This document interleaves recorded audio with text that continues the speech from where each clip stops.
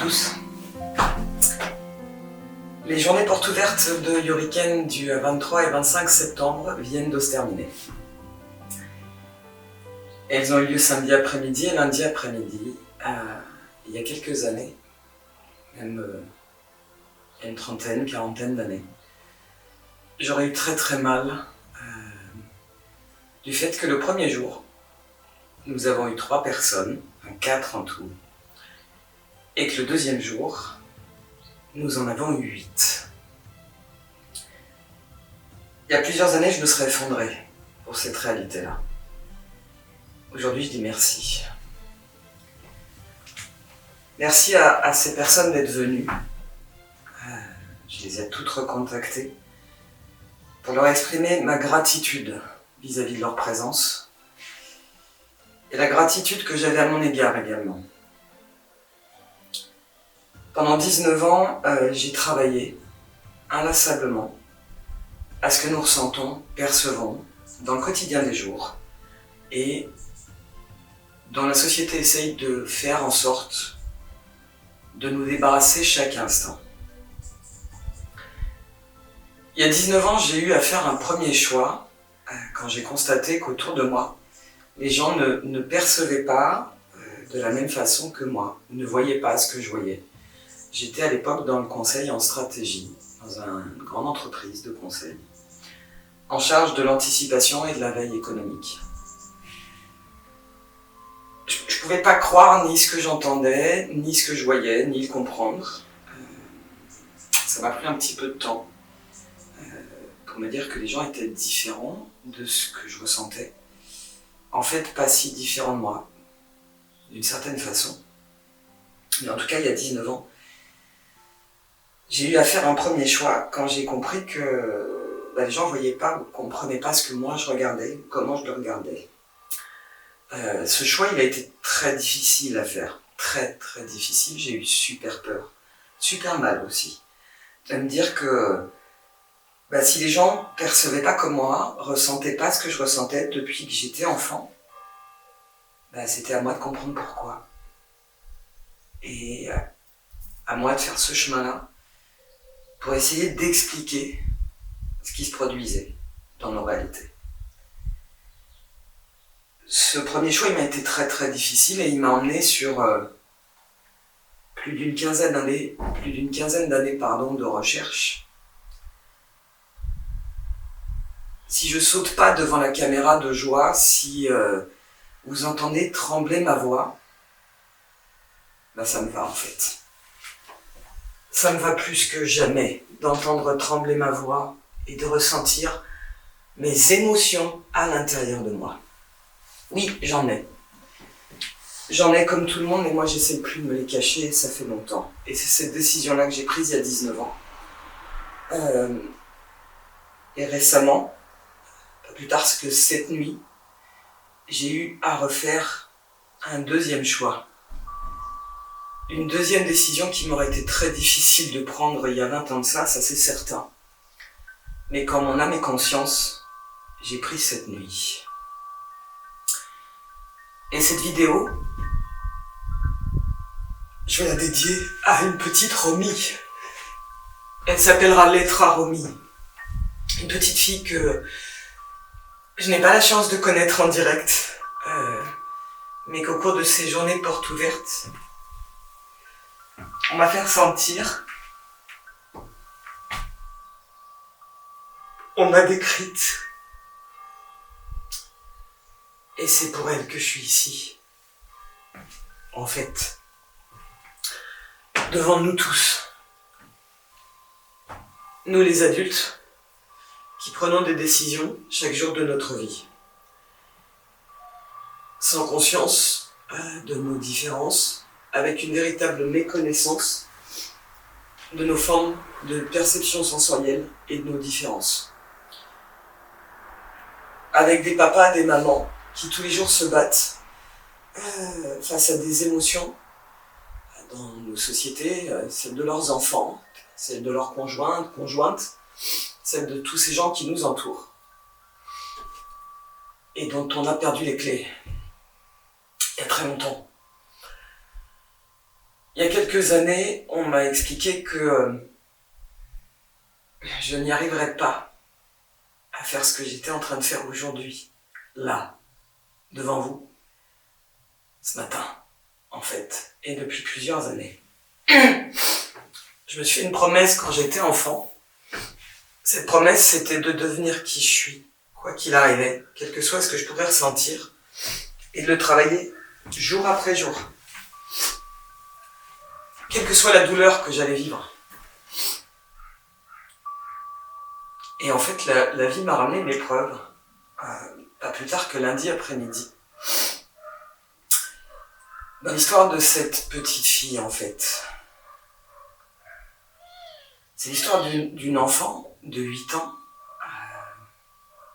à laquelle je ressemble énormément. Comme tous les enfants que j'ai accompagnés depuis 19 ans, et bien avant, sur le chemin de la découverte d'eux-mêmes. C'est l'histoire d'une petite fille de 8 ans qui ne sait pas écrire et à qui on a exprimé que, compte tenu de qui elle était, de ce qu'elle vit tous les jours, elle écrirait probablement jamais. Alors, la personne qui m'en a parlé, c'est sa grand-mère. Vous verrez un certain nombre des images de ces portes ouvertes sur cette vidéo que je suis en train de vous faire. Et vous ne verrez pas les visages de ces personnes. En aucune façon. D'abord parce que c'est l'endroit le plus entier de rester anonyme. Ça, c'est déjà la première chose, ce droit à l'image. Et beaucoup d'entre elles m'ont dit qu'elles étaient des personnages publics et qu'elles, donc, en aucune façon, elles ne tenaient à ce qu'on les voie ou à ce qu'on sache qui elles sont. Je suis un personnage public et j'ai choisi de l'être. Quand je dis j'ai choisi de l'être, c'est que le personnage public que je suis, en fait, je le regarde tous les jours dans ma glace. Et j'ai bien dit cette nuit, j'ai dû refaire un choix vis-à-vis de cette petite fille, de cette histoire où la grand-mère m'a expliqué un certain nombre de difficultés auxquelles elle se confronte et les équipes diverses et variées avec lesquelles elle travaille, d'ergothérapeutes, de psychomotriciens, etc. Et la difficulté dans laquelle cette petite fille était de pleurer tous les jours. Face à ce qu'elle ressent et aux émotions qui la submergent chaque instant. J'ai commencé les portes ouvertes en demandant à chacun de me donner sa propre définition du mot sensible. Dans la première vidéo que j'ai faite, qui est sur la chaîne YouTube de Hurricane Inside, j'ai relaté une expérience qui m'était arrivée. Et je vous invite à vous poser à tous la question de ce que ce mot « sensible » veut dire et de ce que nous en avons fait dans nos sociétés. Alors chacun m'a donné une définition et je vous montrerai un certain nombre d'extraits de ces retours de personnes qui m'ont donné leur propre définition du mot « sensible ». Sensible, ça veut dire perçu par les sens. Nos sens. Et nous en avons tous. Il y a quelques années, j'ai compris qu'en fait, on avait non seulement stigmatisé nos perceptions sensorielles, mais qu'on en avait fait une espèce de tabou. C'était devenu, dans nos sociétés, interdit de ressentir, interdit d'avoir des larmes, interdit d'avoir des émotions. Et en fait, il se trouve que, en faisant les remerciements à toutes ces personnes qui sont venues, la grand-mère m'a répondu, parce qu'elle m'avait proposé, elle m'avait demandé d'aller rencontrer cette petite fille. Je lui avais dit que je faisais pas de miracle, je suis pas médecin, je suis pas psychologue, je suis pas psychiatre. Ça a été très dur pour moi de mener ces recherches en étant consciente que j'étais pas médecin et que je ne deviendrais pas. mais que ces recherches que j'ai menées, elles ont tout autant de valeur que si je l'avais été. Et elles les ont sacrément, les valeurs. Et donc cette grand-mère et moi, nous avions convenu que sous couvert de l'autorisation des parents et de la petite fille, parce que chez nous, on ne travaille pas avec qui que ce soit sans l'autorisation et sans l'accord plein et entier de la personne directement concernée. Nous avions convenu que peut-être j'aurais la chance de rencontrer cette petite fille, et je parle bien d'une chance. Et quand j'ai envoyé les remerciements à la grand-mère en lui renouvelant la possibilité de me déplacer, la grand-mère m'a réécrit hier, et je l'en remercie, en me disant que les parents avaient rencontré un psychiatre qui avait diagnostiqué un trouble de l'attention, pardon, et qu'on allait la mettre sous traitement chimique. Ça fait 19 ans que je me bats. Des enfants, des adolescents, des adultes, j'en ai eu plein autour de moi, qu'on a mis sous traitement chimique. Quand j'ai lu cette phrase sur l'email, ça m'a porté un coup dans le diaphragme et j'ai eu mal. Juste cette douleur que vous ressentez quand ça fait 19 ans que vous travaillez pour qu'on ne mette plus jamais les enfants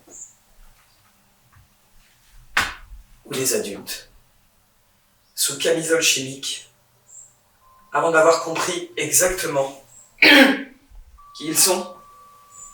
Qui ils sont, c'est ce que nous percevons tous les jours. J'ai déjà dit l'autre jour, c'est pas ésotérique qui nous sommes et comment nous fonctionnons. Et ce choix que j'ai eu à faire cette nuit, et je me suis vraiment posé avec ce que j'ai perçu, avec cette souffrance que j'ai eue, cette sensation, l'espace d'un instant que j'avais travaillé pendant 19 ans, et toute ma vie, à mes propres perceptions, à celles des autres, à comprendre, à savoir comment chacun d'entre nous fonctionne et quelle sorte de perception il a. J'ai eu l'espace d'un instant le sentiment d'avoir échoué. L'espace d'un instant, je me suis interrogé sur cette douleur que je ressentais. C'est l'histoire de ma vie. On a exprimé à cette petite fille qu'elle était une hypersensible. Bienvenue dans mon monde. Hypersensible, pas hyper faible, pas hyper fragile. Non, juste hyper sensitive. C'est-à-dire quelqu'un qui ressent profondément tout un tas d'éléments qu'elle vit, voit, écoute, perçoit tous les jours de sa vie. J'étais une hyper émotive. Waouh! Et pas qu'un peu. Je savais pas exprimer ce que je ressentais, ça m'était très difficile. Pourquoi? Parce que je savais l'écrire, mais je savais pas le dire. Parce que mes émotions, elles me submergeaient, et que j'avais immédiatement les larmes qui montaient. Ça me mettait très très en colère. Et bien évidemment, le plus j'étais en colère après moi, le plus les larmes redoublaient. Alors j'étais de plus en plus énervée par cette façon de me laisser submerger par les émotions. Mais j'ai pas voulu les perdre, ces émotions, parce que c'est ce qui compte le plus dans ma vie. Et tout à l'heure, on m'a dit que j'arriverais pas. Et c'est surtout pas critique vis-à-vis de la personne qui me l'a dit. Et je l'en remercie. Et je l'ai remercié à l'époque. Ce que je voulais le plus au monde, c'est de réussir à dire ce que je ressentais, à le partager avec chacun d'entre nous,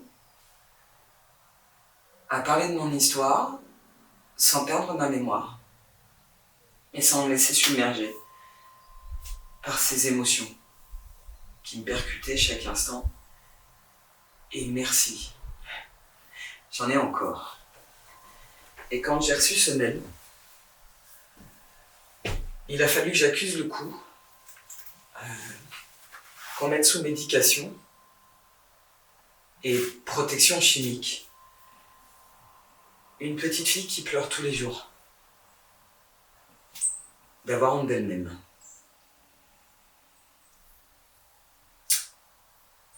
J'ai eu cette honte de moi-même jusqu'à il y a 19 ans. J'ai travaillé dessus chaque instant de ma vie. Et cette nuit, j'ai eu à refaire ce choix. C'est ma vie et je n'en ai qu'une.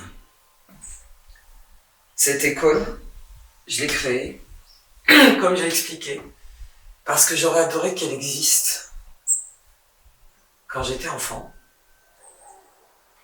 et qu'on me dise qu'en fait, j'étais quelqu'un de normal.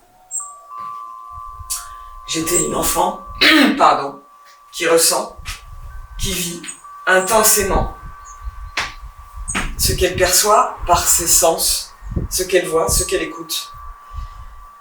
Et pas qu'on me stigmatise comme une enfant abrutie,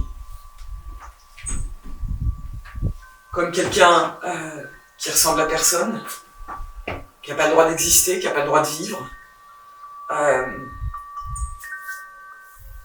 J'ai perdu ma sœur de lait quand j'avais 13 ans. Pour moi, on ne pouvait pas mourir à 19 ans.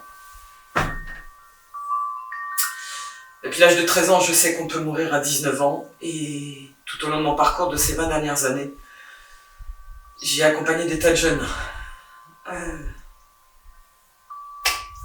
qui m'ont confirmé qu'on peut mourir. Largement. Puisque moi aussi, j'avais voulu mourir. Mais comme je l'ai dit, j'ai l'instinct de survie chevillé au corps. Pour cette petite Romy, je suis debout devant vous. Et si j'ai quelques larmes qui ressentent ou ressortent, j'ai appris à les dire ouvertement et puis à pas les cacher, ces larmes-là. Parce que dans mon groupe de langage, on les cache. Parce qu'on croit que c'est une tare, parce qu'on croit que c'est pas bien d'en avoir. Mais merci, je les ai. Et merci, elles arrivent à remonter et j'ai arrêté d'essayer de les tuer. Il y a 19 ans de ça. Cette petite fille, elle a fait une promesse à ses parents. C'est de moins pleurer.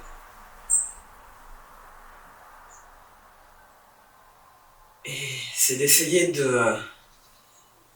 d'être forte. Aujourd'hui, et je me suis posée une fois de plus avec ça cette nuit, en me disant, j'ai un choix à faire, encore aujourd'hui. C'est l'histoire de toute une vie. J'ai fait des choix tout au long de ma vie. Des choix qui étaient basés sur ce que je percevais, ressentais. Et je voulais pas tomber ni dans la colère, ni dans l'énervement, ni dans la souffrance absolue. Je voulais pouvoir comprendre mes sens, savoir ce qu'ils me racontent et saisir mes émotions et les accueillir tout simplement en me disant ok, si je les ai, elles ont quelque chose à me raconter ici. C'est ça que nous faisons. On n'essaye pas à un moment donné de faire en sorte que ces émotions n'existent plus ou soient atténuées. C'est à la personne elle-même de maîtriser ses propres langages sensoriels, ses propres perceptions, de comprendre comment elles fonctionnent, pourquoi elles viennent, qu'est-ce qu'elles peuvent faire, compte tenu de ce que nous avons travaillé. Tout au long de ces journées portes ouvertes, sur les 12 personnes qui sont venues, certaines d'entre elles ont partagé ce qu'elles percevaient et ressentaient. J'ai eu confirmation complète du travail qui avait été effectué. On ne passe pas 15 ans de recherche juste par hasard. C'est que ces perceptions-là, ces émotions-là, on les vit tous les jours, depuis qu'on est tout petit. Et j'ai décidé de plus jamais avoir honte de moi. Plus jamais. Qui que ce soit en face de moi, qui me fasse ressentir que je suis une incapable, une moins que rien, je lui poserai des questions pour savoir qu'est-ce que lui perçoit, qu'est-ce que lui ou elle ressent de moi, qui lui permet de dire ça. Cette peur du ridicule que nous avons dans nos sociétés fait qu'aujourd'hui on camoufle toutes ces perceptions que nous avons, comme si c'était une tare ou une honte. À l'école Yoriken, on n'a ni à avoir mal, ni à avoir honte de ce que nous percevons, de ce que nous faisons ou avons fait. Quel que soit ce que nous avons fait. Et j'accompagne depuis bien longtemps sur cette réalité-là, pour savoir que des gens se cachent sur des choses dont ils ont honte, mais juste parce qu'ils n'ont pas appris à faire correctement. Ici, on réapprend, quel que soit l'âge que nous ayons. Dans cette vidéo, vous aurez des témoignages. C'est très dur de témoigner. Très, très, très dur. Alors si j'ai décidé moi de le faire à un moment donné, j'ai fait des trucs qui étaient affreux. Par mes connaissances, de mes sens, mais par apprentissage aussi. Par reconduction. Mais moi je ne voulais pas. Quand j'étais enfant, je ne voulais pas reconduire. Je voulais pas reconduire, tout simplement. Je voulais pas reconduire ce que je voyais des grands, je voulais pas être ça. Mais je l'ai fait quand même. Et quand j'ai découvert que je l'avais refait, je suis tombé les 2 genoux en terre. Et j'ai eu super mal. C'était tout ce que je voulais pas. Tout ce que je n'étais pas. Et voilà, comme je l'avais refait, j'ai voulu comprendre difficilement, je dois dire, au démarrage, qui était cette personne que je croise dans le miroir tous les jours, vu que j'avais reconduit tout un tas de choses que je voulais pas. Et ça m'a amené petit à petit à tout ce programme de recherche, en fait. J'ai mis un doigt dans l'engrenage et j'imaginais pas où ça allait m'emmener. Et j'imaginais pas que je ferais encore ce choix cette nuit. De dire, à un moment donné, les chimies de spécialité, ça cache peut-être l'espace d'un instant, ou ça apaise l'espace d'un instant de nos émotions, mais ça les solutionne pas. Elles sont là, on les perçoit, on les ressent, et elles vont pas disparaître pour autant. C'est très dur d'en arriver là, très dur à un moment donné de se dire je suis toute seule. Non, je suis pas la seule, parce que j'ai écouté des tas de gens autour de moi. Je suis allée à la rencontre de toutes ces personnes, de tous ces gens que j'aime profondément, certaines que je connaissais pas, qui m'ont livré la bataille qui ont été la leur, et moi je me bats depuis très très longtemps.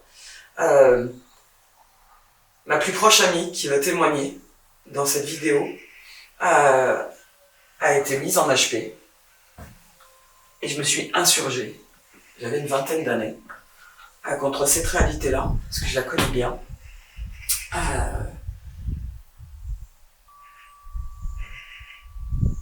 C'est l'histoire de ma sœur de lait, qui devant une anorexie a été aussi placée en HP. Et si je peux comprendre complètement cette réalité-là aujourd'hui, et j'ai dû travailler mes colères, mes douleurs, mes amertumes, mes jugements. Il y a plusieurs années de ça. Je ne juge personne, surtout pas. Nous sommes souvent les cordonniers les plus mal chaussés, et la méconnaissance de nos perceptions sensorielles fait que, bien évidemment, nous faisons ce que nous avons toujours fait. Mais aujourd'hui, face à la réalité d'une petite fille de 8 ans, j'ai pris la décision de témoigner devant la caméra que tous ces enfants et tous ces adultes que j'ai eus en face de moi, j'ai refusé à l'âge de 14 ans de rencontrer des psys. Non pas que j'ai quelque chose du tout à leur rencontre, absolument pas. Mais ma sœur, avec laquelle j'avais grandi, était décédée 1 an avant d'une anorexie mentale. Elle avait passé plus de 6 mois de sa vie dans un hôpital psychiatrique avec des médicaments et ça ne l'avait pas empêché de mourir. Alors la première chose que j'ai faite, quand ma maman m'a posé la question et m'a demandé d'aller voir un psychologue, c'est que d'abord je suis rentré dans une colère noire. Et puis j'ai dit non. J'ai dit non, bien que ça m'ait déclenché une boulimie que j'ai mis très longtemps. On s'arrête jamais d'être boulimique. Par contre, on la travaille. Et ici, c'est parmi les choses que je travaille. Je reconnais que je suis ni médecin, ni psychiatre, ni psychologue. Et quand j'ai voulu créer l'école, c'est parce que tout un tas de gens autour de moi finissaient par atterrir à la maison, dans ma vie, dans mon quotidien, à chercher ensemble une solution qu'ils ne trouvaient pas dans les parcours médicaux qu'ils avaient. Et il faut les avoir, ces parcours médicaux. J'en ai discuté très longuement avec un certain nombre des personnes avec lesquelles j'ai travaillé. Pour, contre, c'était pas le sujet, et ça ne sera jamais. En tout cas pas pour moi. Mais pour ces petites remis, je vais faire une exception. Parce que cette nuit, je me suis dit, je vais réécrire et je vais répondre à la grand-mère. Et il y a 19 ans de ça, j'ai fait ce même choix. De me dire, c'est pas de parler à une personne qui va changer quelque chose. Certainement pas. C'est de comprendre ce qui se passe et d'en parler à tout le monde. Je n'ai pas à prendre de décision à la place des parents. Et ça, pour moi, c'est clair. Les parents, comme tout un chacun d'entre nous, sommes face à des difficultés par méconnaissance de nos sens, de nos perceptions et de nos formes de différence. Ils n'ont pas les clés, ils n'ont pas les solutions. Et quand vous êtes avec un enfant en difficulté, je peux largement comprendre. Parce que tout ce programme de travail, je l'ai fait pour ma fille. Alors je peux largement comprendre. Elle n'est pas là aujourd'hui. J'ai pris une décision quand j'avais 24 ans, celle d'un avortement. Et si j'ai pas de mal à le dire aujourd'hui, c'est que cette décision-là, je l'ai prise parce que je me sentais... j'avais peur, en fait, de reconduire la façon dont j'avais grandi. Et bien que je ne le voulais pas, j'avais déjà conscience que probablement, j'arriverais pas à lutter contre des démons que je comportais à l'intérieur. C'est pas des démons, en fait. Ce sont des apprentissages dont on a beaucoup de mal à se défaire en regard de notre mémoire langue. Et je vais pas le développer ici. Il y a un premier film sur le sujet. Si vous voulez vous y référer, il est sur la chaîne YouTube de Eureka Inside.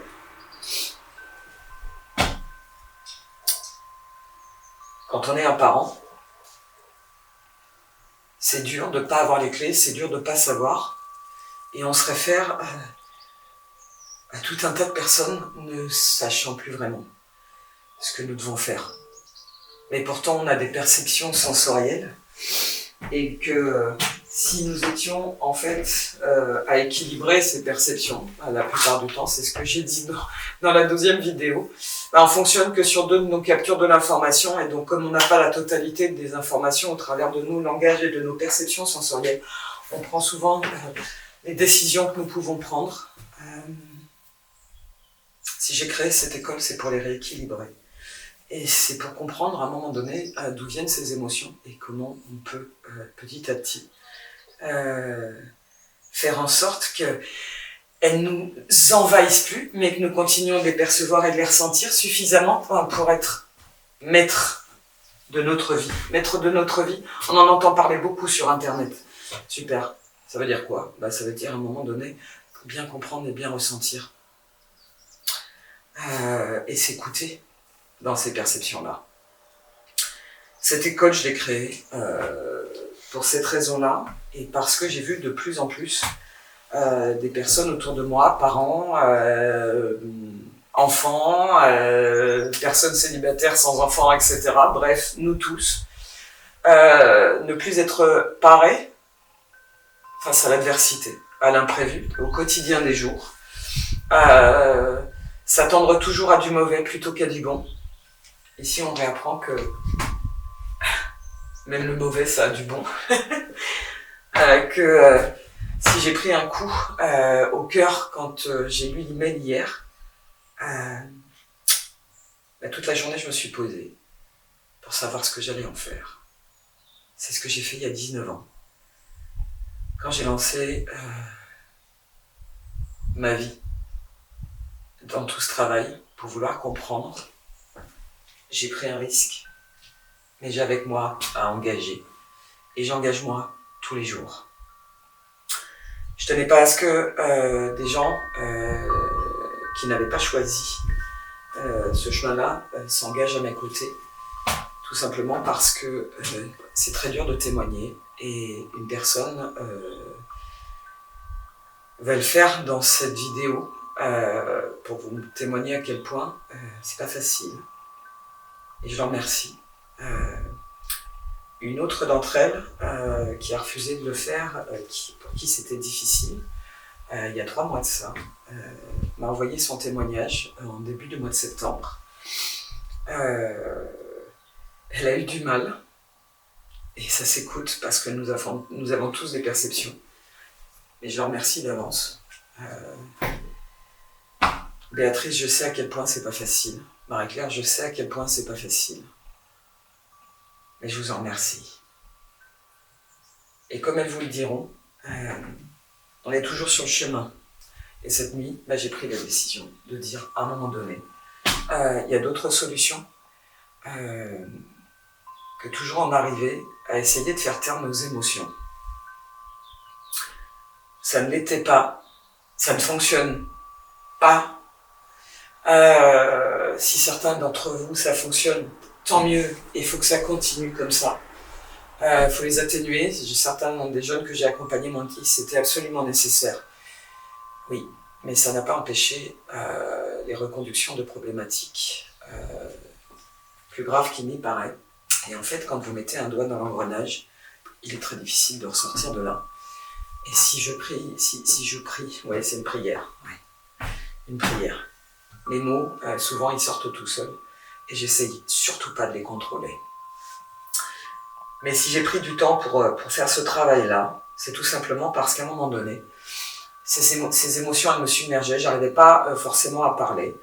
Et ça m'était hyper compliqué. J'ai pu vérifier pendant les journées portes ouvertes que c'était extrêmement difficile de partager ce que nous ressentons, sans essayer de cacher, sans essayer de prendre notre grosse voix, sans nous montrer autrement que qui nous sommes. J'y suis arrivé. J'ai plus besoin de prendre ma grosse voix. Je tremble plus au niveau des jambes. C'était pourtant pas facile d'en arriver jusque-là.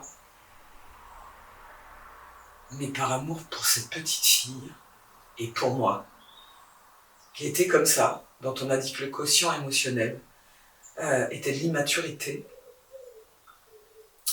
j'en veux pas à la personne qui m'a dit ça. J'avais 3 ans. Et merci, je me suis accompagnée pendant toute une vie en me disant que c'était pas de l'immaturité de percevoir au travers de ses sens, mais une immense chance. Et j'ai appris à m'équilibrer, à être heureuse de qui je suis aujourd'hui et pas plus tard qu'hier soir. J'ai eu Charlotte, l'étudiante, qui a témoigné tout au long des vidéos, enfin des podcasts, et qui a bénéficié vendredi dernier du bonheur complet d'aller au monde sans s'interroger, sans se poser la moindre question. Elle qui était dans l'émotivité la plus absolue chaque jour de sa vie depuis qu'elle est enfant. Elle est ma plus belle victoire. Elle est sa plus belle victoire tous les jours. Et pendant les 2h30, 3h où on a parlé, elle et moi, où nous avons parlé, elle est comme moi, je suis comme elle. Je vais peut-être avoir 57 ans et elle 22 ans. Et on n'est pas si différentes l'une de l'autre. Elle venait de vivre une expérience qui l'avait percutée au même endroit que moi, quasiment au même moment, ou quelques jours précédemment. Et nous échangions sur cette perception, sur ce qu'elle était, et qu'est-ce que ça fait du bien quand on peut partager et échanger, sans avoir honte, sans avoir mal. Et sans se dire que je suis plus vieille et que je devrais mieux savoir, et qu'elle est plus jeune, et qu'elle devrait déjà tout savoir. Ici, on sait beaucoup de choses et puis on sait rien. Parce que quand arrive quelqu'un, on connaît pas son histoire. On n'a pas sa mémoire. Nous n'avons pas ça. Et nous allons l'écouter. Et c'est un bout de chemin que nous allons faire ensemble, à la rencontre de chacune de nos perceptions.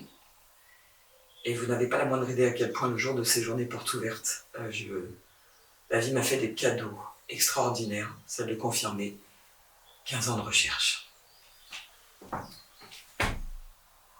Alors je vais vous laisser avec certains des extraits des vidéos, et puis je vais vous faire visiter cette école exceptionnelle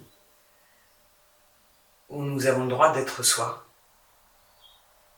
imparfait, avec tout un tas de perceptions, d'émotions, de contradictions, d'obscurité. Et quand je parle d'obscurité, c'est de choses que nous avons faites par mes connaissances. Je remercie toutes les personnes qui ont parlé lors des journées portes ouvertes et tout au long de ces années. Pendant ces journées portes ouvertes, j'ai remercié une personne en particulier que j'ai remerciée dans l'une des premières vidéos. C'est parce qu'elle a pris du temps pour essayer de me faire ressentir ce qu'elle ressentait.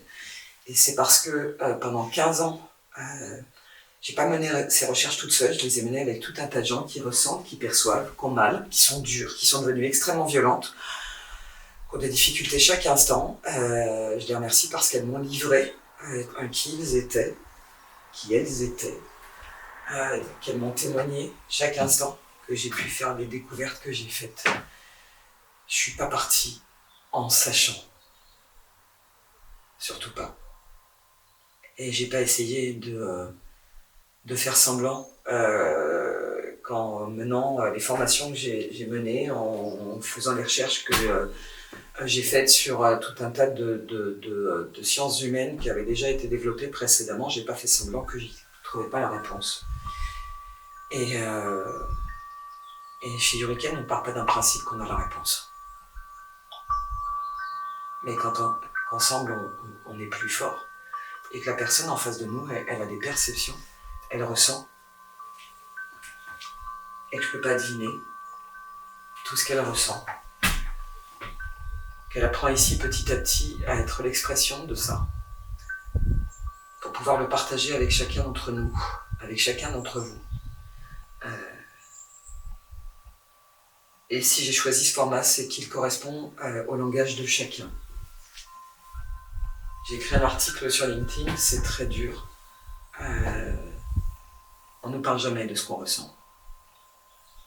Eh bien, ça fait 10 ans, 12 ans que j'ai créé l'entreprise, que je me bats chaque instant. Et je peux vous dire que faire découvrir un programme de recherche aussi conséquent que celui que j'ai mené parce que la vie m'y a conduite, pas parce que j'ai pris cette décision, mais tout simplement parce que je comprenais pas. Et ben, la lancer sur les marchés, la lancer en prenant son bâton de pèlerin et en allant partager avec chacun dans des magasins, chez des commerçants. Waouh, je mets au défi chacune des personnes qui créent une entreprise de faire ce chemin-là. Et ça a du bon, parce que vous rencontrez des êtres humains, des êtres vivants. Certains qui vous disent, ça m'intéresse en rien, je me suis battu jusque-là, les gens ont qu'à se débrouiller. Waouh, mais si on pouvait un petit peu essayer de faire autrement dans nos sociétés, puis se dire à un moment donné, mais bon sang, on a tous des retours d'expérience, on a tous des capacités, on a tous des qualités, on a tous des perceptions, mais il serait peut-être temps que nous les partagions plutôt que d'essayer de les cacher, plutôt que de nous dire à un moment donné que nos émotions, faut les stigmatiser, faut les planquer.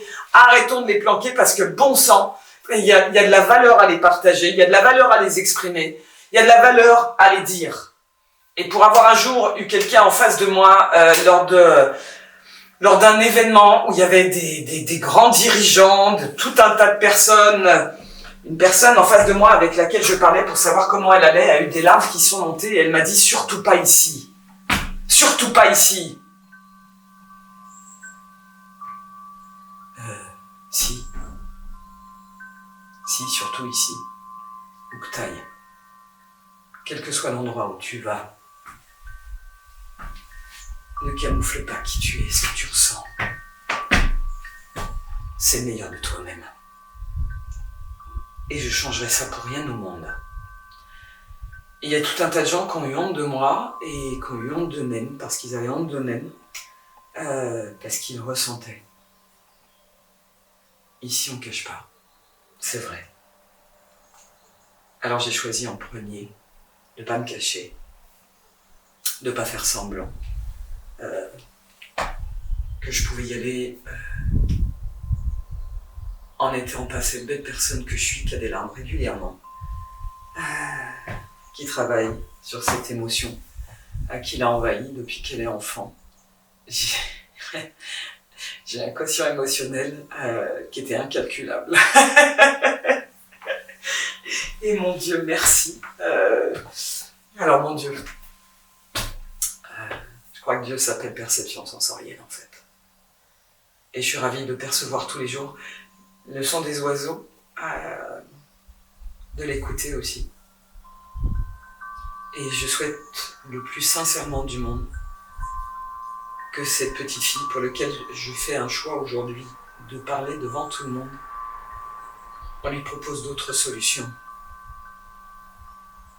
que de faire taire ses émotions. Qu'on les travaille main dans la main, à plusieurs, que chacun puisse lui partager et lui faire comprendre que elle n'est pas toute seule à percevoir. Et ici, c'est ça qu'on vit. Quel que soit l'âge que nous ayons, même si vous avez 80 ans, il n'est jamais trop tard pour dire ce que vous percevez, ce que vous ressentez. Et ça commence dès le ventre de la maman. On perçoit, nous ressentons. Et moi, j'ai choisi de ne plus jamais être dans le déni de mes émotions. Je vous laisse avec la suite de la vidéo et je vous souhaite une exceptionnelle journée à percevoir, à ressentir, à vivre. Respirez, c'est votre vie. Donc c'est sûr que quand on a des enfants, que ce soit du groupe de Noémie, des adultes aussi, mais des petits, ils sont déjà super intelligents et super câblés, hein. Des tout petits, hein, c'est câblé, hein. Alors quand effectivement, moi je vois des parents, j'ai eu l'exemple en allant chercher des gâteaux il y a quelques temps de ça. Puis il y avait un petit garçon qui était devant moi, puis la maman elle avait acheté pas mal de trucs, puis le petit garçon il veut prendre les mains. Il doit avoir 4 ans. Et la maman lui dit, mais t'es pas assez fort, t'es tout petit, t'y arriveras jamais. Ça vous fait quoi quand on vous dit ça? Papa, si je te dis t'es pas assez fort, t'es pas assez grand, t'y arriveras jamais.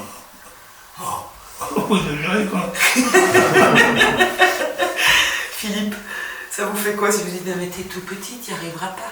On va tenter d'écouter, de se sentir inférieur, de se sentir incapable, ouais. De s'auto-dénigrer. Ça rabaisse. Ouais, ça. Voilà, et j'ai dit à la maman,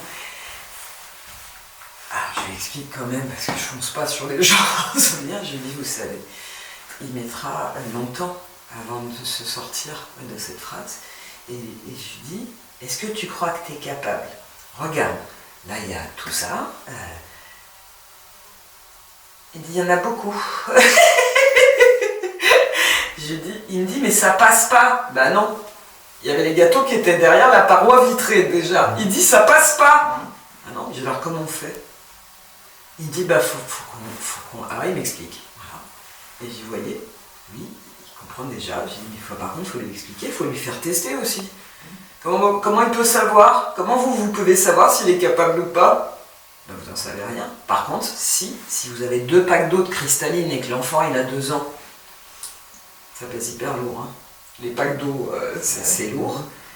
Ah oui, mais comment lui il peut savoir, ou elle peut savoir qu'il n'est pas capable? Ben, faut qu'il teste. Hein. Là, chez nous, il teste. Moi, il y a des, voilà, dans notre groupe, voilà, j'ai quelques exemples, hein, quelques exemples de notre groupe. Vous savez, quand on porte tout en même temps, parce qu'on est capable de tout. Non, j'ai pas besoin d'aide. Non, attends, mais non, je peux ouvrir la poignée de la porte, bien évidemment. Donc, vous avez le groupe d'en face, il dit, non, mais je vais t'aider. Mais non, jamais d'aide. Jamais. Non, bah moi, ici, on le fait, hein, on teste hein, dans les expériences sensationnelles. Hein, bah oui, hein. J'ai été bien élevé, hein, je peux dire, je vais te tenir, hein, mais j'ai dû apprendre à me dire, mais je suis ridicule. Mais c'est débile, hein. Mais c'est complètement débile. Il suffit que je fasse plusieurs voyages. Mais non. Donc moi, je me retrouve avec des gens qui débarrassent des tables. Voilà. Comme ça, voilà.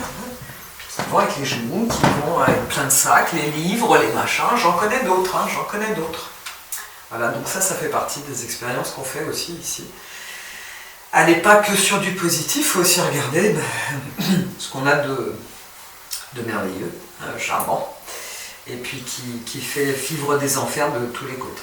Donc, est-ce que je vous montre la salle de création où je vous emmenez voir une petite tisane, voilà, où...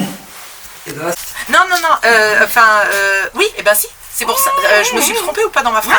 Non, pas du tout. On est bien d'accord, c'est pas pour moi. Et ben si, sensible ne veut pas dire faible. C'est ça que je veux dire. Vous allez voir que la définition du mot sensible... Sensible pour moi, c'est pas une histoire de faiblesse. Noël, c'est quoi voilà. Pour vous? Le mot sensible, ça serait quoi votre définition du mot sensible? Sensible, ça veut dire que... Sensible, ça veut dire qu'on est affecté, quoi. On est affecté. On est affecté. Marie-Claire. Céline, ça veut dire quoi, sensible? Ok, Karine. Noël n'a pas fini. Elle n'a pas fini, Noël. Par exemple, on peut être affecté. En ce moment, on entend les migrants, quand même, on est affecté par tous ces gens, quand même, qui périssent en mer. Hein. Donc il y a une sensibilité D'une horreur. Oui. Voilà, vous ressentez la douleur. Je ne sais pas si je ressens, mais enfin, je trouve que c'est fou. C'est fou. Ouais. Ces gens qui choisissent plutôt que de souffrir chez avec eux. Les dictateurs dans leur pays, ils préfèrent mourir, j'ai entendu, ils préfèrent mourir. Bien sûr. Bah parce Ils qu'ils ont un préfèrent espoir. Oui, parce que c'est l'espoir. Prendre le Pour risque. repartir, hein, c'est peut-être l'espoir. C'est prendre un risque. Bah oui, mais ils le prennent pour Ils une bonne n'ont raison. plus rien à perdre. Bah non, Donc exactement. c'est affecté, Oui. il y a une sensibilité. Parce qu'avant on disait, il y a encore quelques années, on disait oui c'est parce qu'ils veulent la vie meilleure chez nous, et puis Ils veulent voilà, sauver leur peau aussi. et hein, là puis, maintenant je me rends compte ce qu'ils enduraient dans leur pays pour faire ça. bien sûr. Et vous le feriez? Sûrement. On C'est la question qu'on se pose. Des Non, fois, moi non. je la pose pas, C'est vrai? parce que j'y suis pas. Oui. Mais moi je me dis Donc que... je me mets pas à la place de Oui, quelqu'un c'est dont sûr. je connais pas la vie. Oui. Je l'ai fait, hein, Oui, Fabienne. oui. Je l'ai fait. Je tiens à rassurer ça. Alors, Céline, la définition du mot sensible selon vous? Sensible, oui, ça peut être de l'empathie, ça peut être des sens développés, des émotions en éveil. Des émotions en éveil. Marie-Claire, éteins-le. C'est terrible ça. Et je lui dis, définis sensible. Définis-moi ce que veut dire sensible. Il dit c'est un homme faible. Exactement ce que j'ai Et je lui dis, Ouais. tu peux aller sur Wikipédia et ton ami, Google est ton ami, va chercher la définition du mot sensible. Et il me dit, Non mais je sais que j'ai raison, je lui dis, t'occupe, tu vas chercher la définition du mot sensible. Il la regarde, il me fait, bah, mais ça veut pas dire ce que je crois. Bah non, je lui dis, c'est pas du tout un être faible. Mais vous savez ces phrases qui consistent à dire, mais t'es trop sensible. Oui, on dit ça, souvent on dit ça. T'es Souvent. Bah, Alors, là, nous ne sommes que des femmes. Moi, j'ai 2 garçons. Hein. Oui. Et franchement, pour les garçons, c'est presque une règle terrible qu'on peut leur dire. Alors moi, je l'aurais pas dit, hein, mais qui est depuis très longtemps. Moi, mon père, il disait ça à mon frère. Oui. À 15 ans, tu fais pas de câlin à ta mère. T'as plus l'âge. T'as pas. T'es trop gentil. Il faut un homme, ça doit être dur. Mais comment on peut se construire comme ça? Mon frère, il Et comment vous pédale dans la pouvez vous choucroute. construire comme ça, sachant que vous avez une partie réception de l'information et une Moi, j'ai partie entendu. Hein, aussi. action.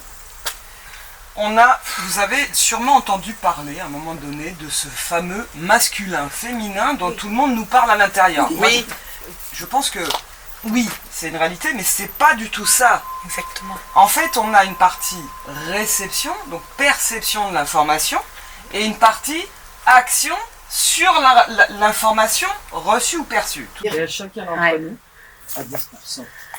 Alors oui, c'est vrai que ça peut, je sais pas, ça peut être un peu chagriner, mais je veux dire que plus jeune, c'est parce que c'est l'impact. Je veux dire que quand on est plus jeune, on est d'accord qu'on peut prendre ça, mais moi, à l'école en 4e, mon prof principal m'a dit, enfin Fabienne, Stéphanie, tout ça, vous ferez rien de votre vie. Bon, 4e, enfin non, 3e, j'avais redoublé la 4e, 3e, j'aurais dû être très bonne si j'avais redoublé la 4e. Enfin voilà, ça a eu un impact très très fort. Qu'est-ce que ça veut dire à l'équilibre? C'est-à-dire qu'on a équilibré nos différents langages. On travaille beaucoup sur les perceptions et les mouvements pour rééquilibrer un certain nombre de choses.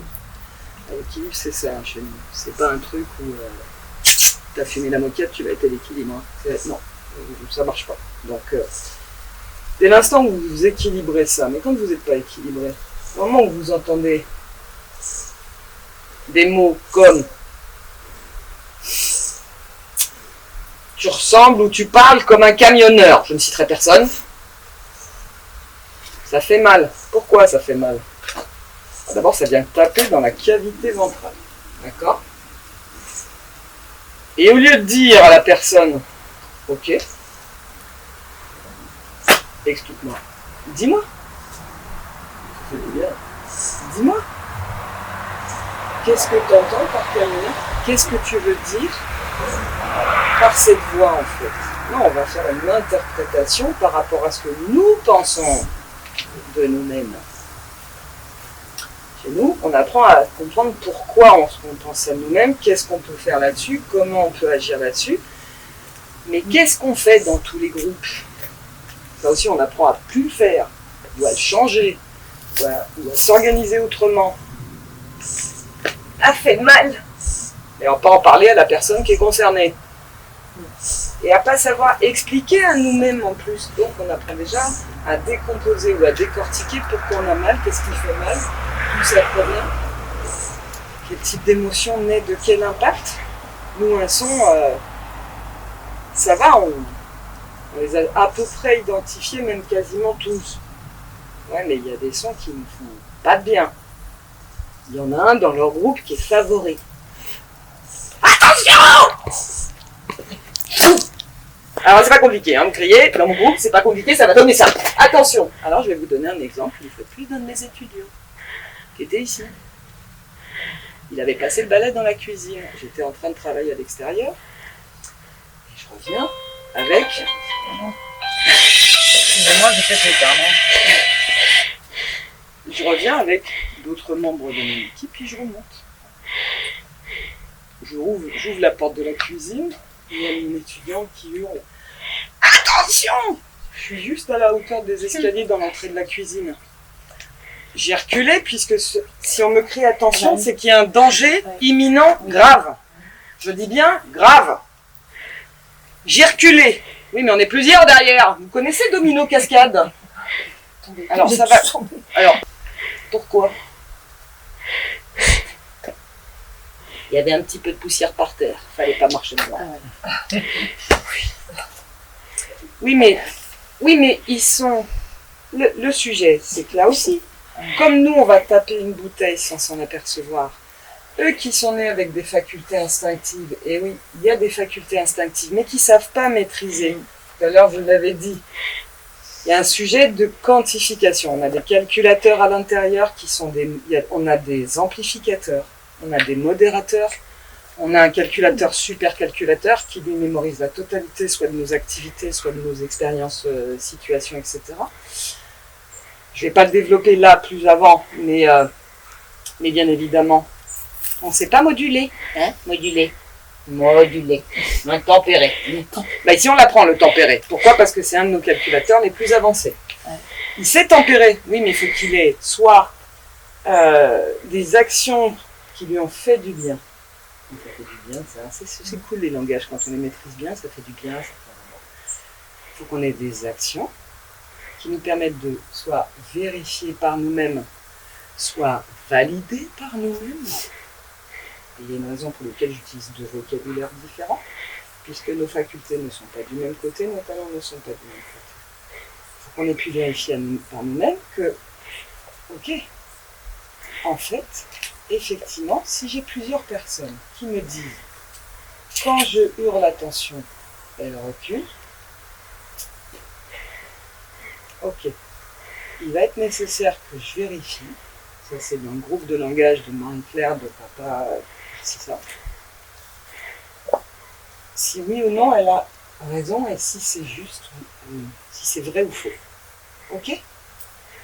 Ça va se vérifier parce que je l'ai vérifié avec un nombre de personnes incalculable. Mais faut le dire, on a besoin de ça. Dans notre groupe, pareil. Plusieurs personnes sont du groupe de langage de papa, de Marie-Claire. Pourquoi vous êtes plusieurs à votre avis? Parce que ce super calculateur qu'on a là, qui emmagasine de la mémoire, il a besoin de plusieurs personnes pour vérifier que ce qu'il a dit est juste, exact ou inexact. Alors c'est vous dire si j'ai vérifié et validé pendant plus de 7 ans mes recherches. Et vérifié et re-revérifié. Et si ça ne me suffisait pas, j'y retournais.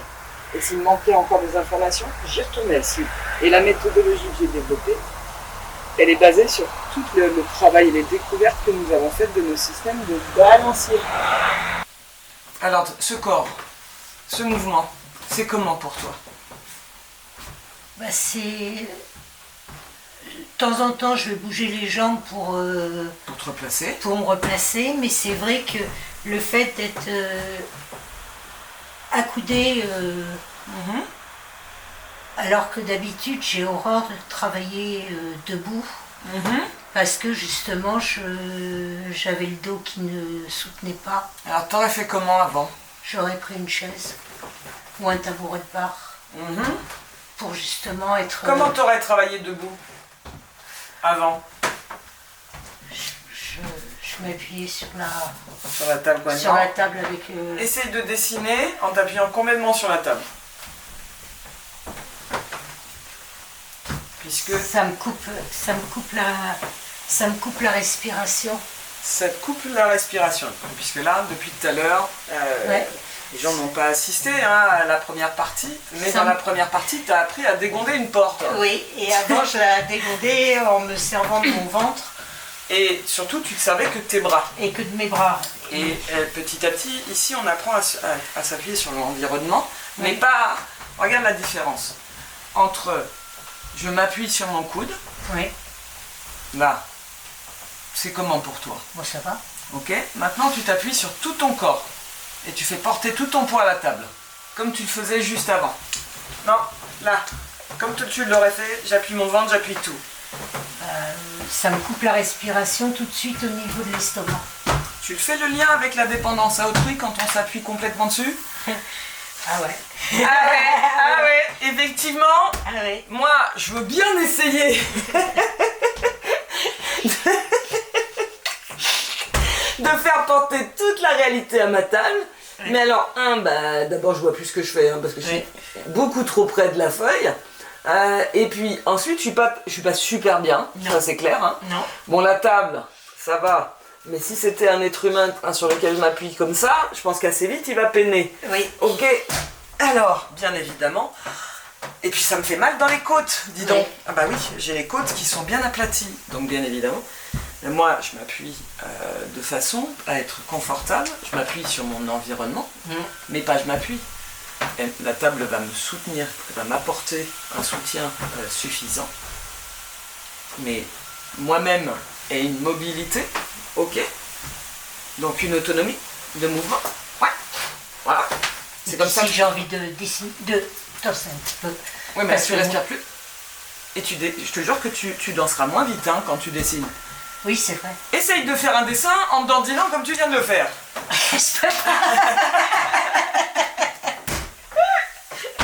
Il y en a qui ont essayé. Ah ouais, non, mais alors, attends, c'est horrible. Non, mais c'est extrêmement... voilà, c'est comme ça qu'on travaille, hein, nous. Alors, vas-y, dégonde-moi cette porte par rapport à tout à l'heure, s'il te plaît. Ça y est. Là. Sans arracher mes gonds.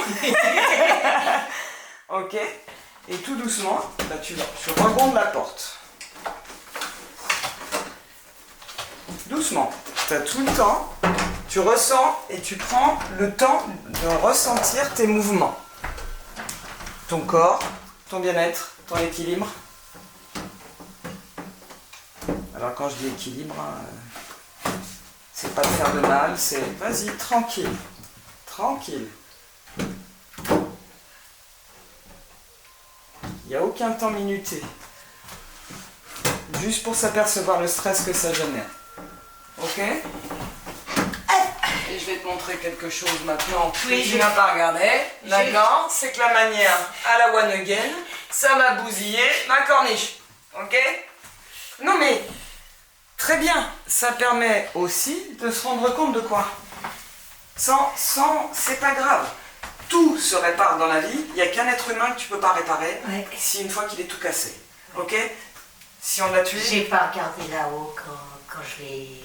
Je l'ai pas mise, j'ai pas vérifié que je la mettais bien droite et que je l'avais levée droite. Voilà. T'as pas vérifié et ça a fait un éclat immédiatement. Ok? Alors c'est comment ça à l'intérieur?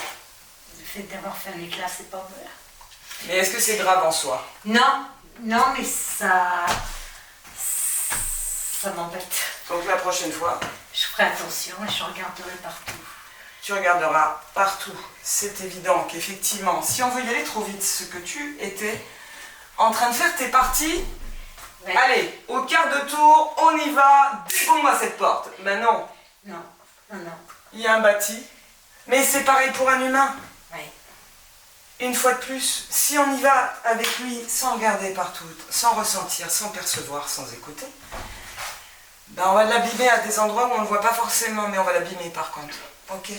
Donc, à un moment donné, effectivement, j'écoute ma matière. La matière, elle m'apporte. Il y a son environnement. Il y a moi. Il y a le sol. Ok? Je me ressens. Ouais. J'ai une jambe, ici. Je fais attention, j'ai mes doigts, hein. Ouais. Ok? J'ai aussi le bâti. Ouais, c'est vrai que j'ai pas. Et je maintiens et je maîtrise mon mouvement. Et c'est vrai que j'ai pas du tout pensé au bâti. Ok? Ouais. Mais même à toi-même. Mets-toi en confort avec toi-même. Ça prendra un tout chouille plus de temps. Oui, t'en as fait un peu partout, oui. Ouais, oui. Donc ça, ces petits éclats-là, ça nécessitera d'être réparé. Oui. Voilà. D'en faire un petit peu d'enduit à des endroits. Oui. Et puis un petit coup de peinture. Il doit me rester de celle-ci, je ne suis pas sûre. Et bien évidemment, tu as remarqué que ça fait des écorchures. C'est pareil pour un être humain.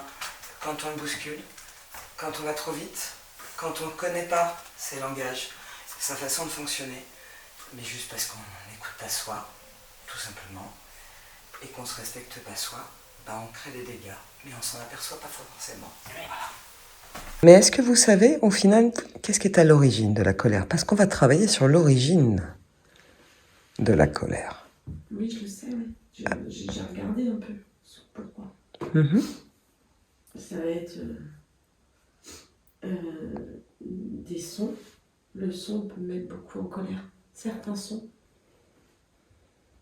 Et ça va être des propos qui vont à l'encontre de mes valeurs et que je sais que j'applique, que c'est pas vrai, quoi. Justement, on va travailler là-dessus, puisque la salle des colères et des sons, vous allez voir que c'est important, le son dans notre réalité. C'est une dimension extraordinairement importante puisqu'elle contrôle toute notre réalité. Et ça, on y reviendra plus tard. Et alors vous, Charlotte, elle est comment cette colère chez vous? Elle s'exprime comment? Elle ressemble à quoi? Pas très beau à voir. Alors c'est pas très beau à voir. En fait, la plupart du temps, parce que des fois je réagis pas forcément comme d'habitude, mais la plupart du temps, en fait, je vais me fermer. Et je vais surtout avoir un regard assez violent, en fait, envers la personne ou la situation qui m'a mis dans cet état-là. Et je vais avoir tendance à ne rien dire et en fait à renvoyer toute la colère que j'ai et toute la violence intérieure que j'ai contre moi-même parce que en fait j'ai peur de ce que je pourrais faire à l'autre. D'accord. C'est quoi cette peur? C'est la peur de lui faire mal? C'est la peur de quoi en fait? Je sais que si je me lâche complètement, je pourrais tuer quelqu'un. D'accord. Il y a vraiment cette peur que la colère vous fasse tuer quelqu'un. Ok? Un peu, donc comme disait Anne, elle pourrait cogner, d'accord?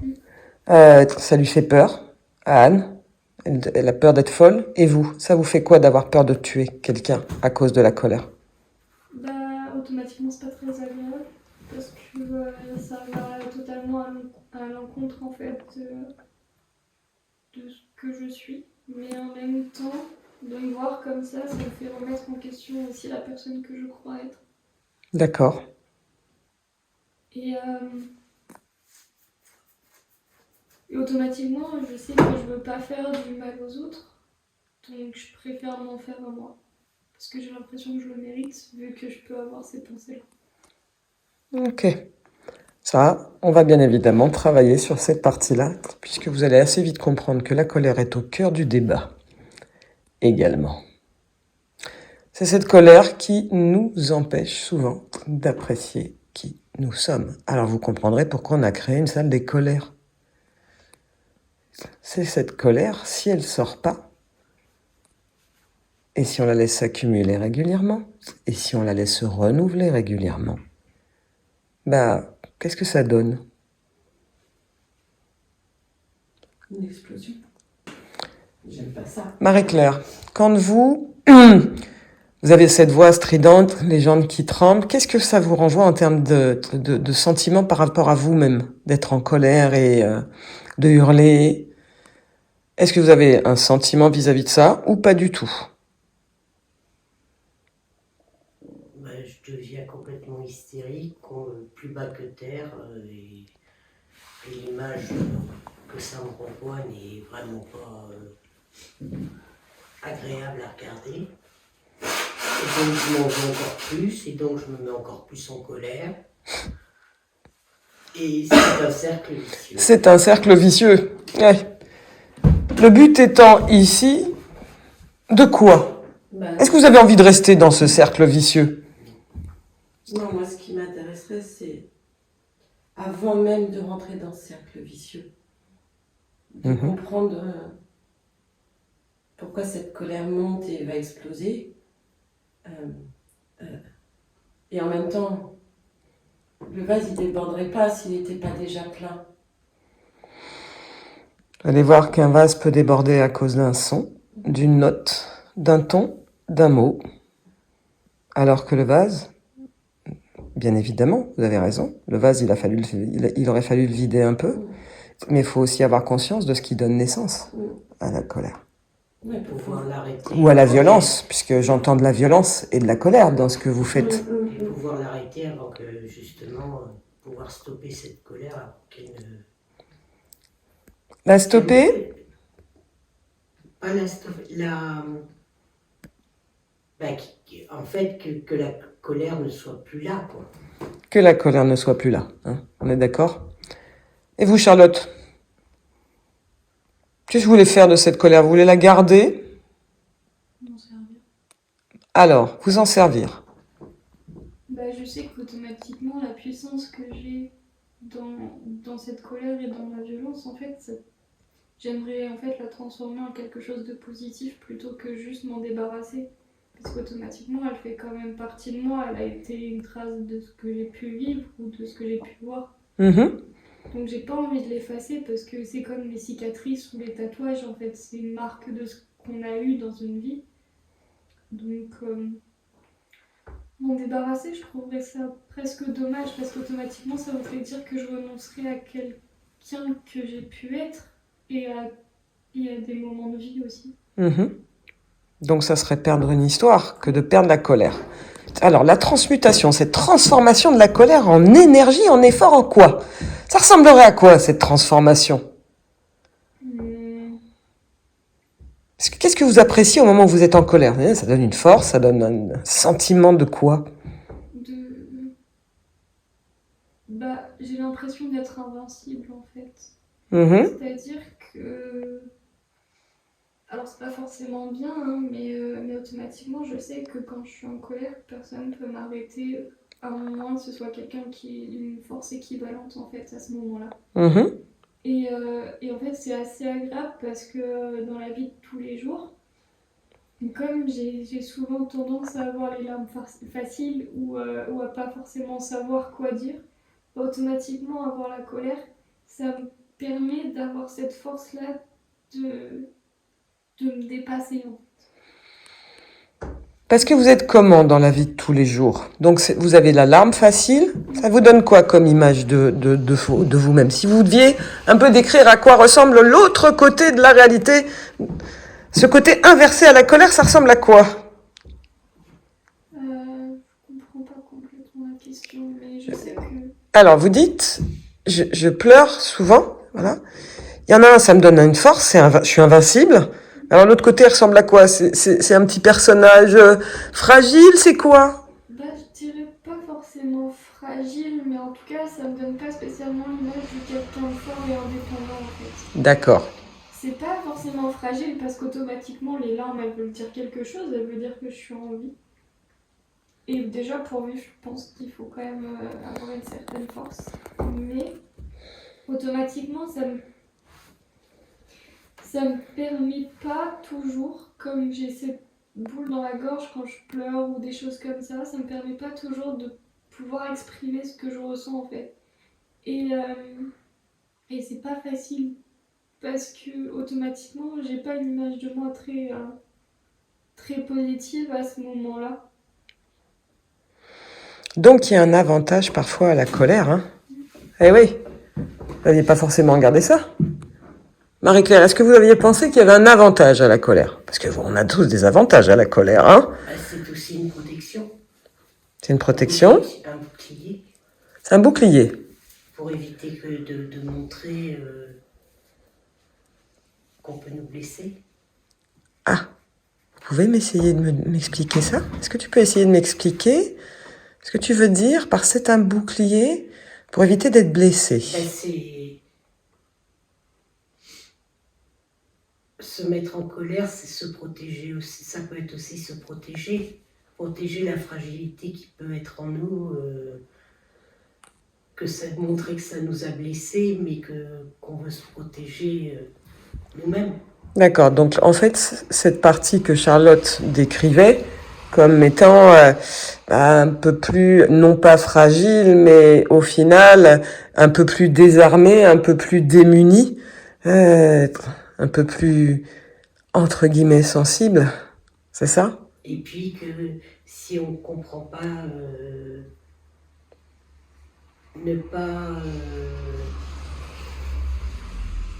oser montrer qu'on ne sait pas quelque chose, qu'on n'arrive pas à faire quelque chose, la colère peut être, entre guillemets, une arme pour éviter de montrer aux autres qu'on est... Pour cacher une impuissance ou une difficulté?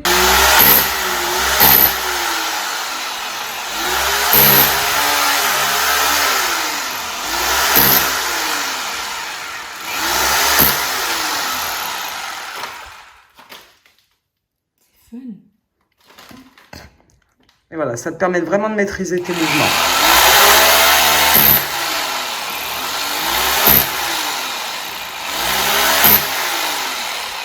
Sans abîmer le matériau. Alors Charlotte, ça fait quoi quand on a commencé hier? Bah, c'est satisfaisant. C'est cool? Tu vois?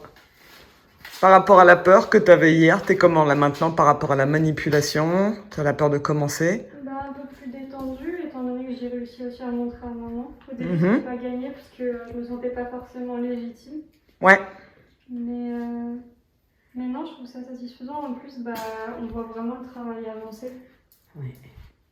C'est cool, hein? Ouais. Ouais. Bon. Non, et puis ça rend super bien, quoi. C'est... Ouais. Non, c'est... Comme quoi, tu vois, se lancer, juste un petit... Parce que tu t'es pas entraîné longtemps, hein, si t'y penses. Je me suis entraînée une après-midi. Ouais. Alors, je vais montrer un entraînement avant. Effectivement. Un après-midi, et puis tu t'es lancé ce matin. Ouais. C'est cool, hein? Donc bah voilà, ça c'est l'entraînement d'hier. Le challenge, c'était de faire plusieurs formes, de les remplir, parce que c'était une première, de faire de l'enduit à la chaux. Et ça, c'était hier après-midi, avant de se lancer sur le mur en pierre apparente.